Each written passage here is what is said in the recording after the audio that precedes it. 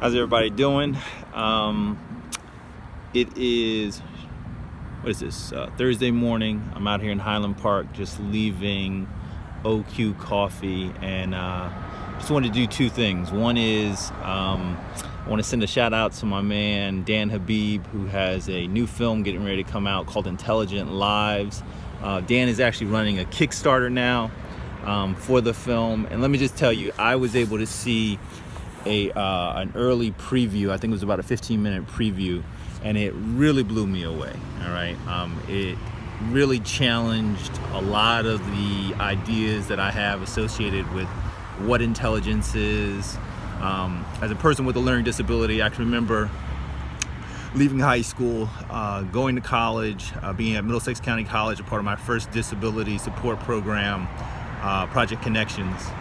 And within the first week, my counselor sat me down, and one of the things she did was review my documentation, and she defined what a learning disability was for me for the first time. And part of that definition was that it was someone with average to above average intelligence. And so my intelligence is something that, my intelligence, my IQ score is something that I've always been proud of ever since that moment.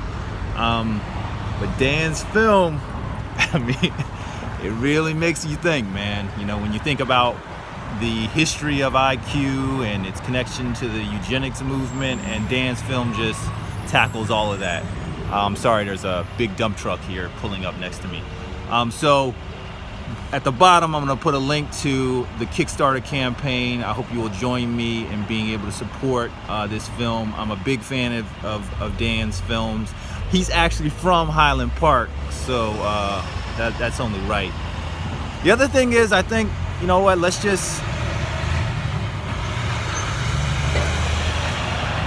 have a conversation. I want to talk about intelligence, and I've had dialogue with other disability advocates, activists, that like IQ's a double-edged sword. I think, in some ways it can be very liberating for us, and in other ways it can really be a prison, right? Be a prison, an intellectual prison, because many of us, I think, maybe get too caught up in what we think about IQ.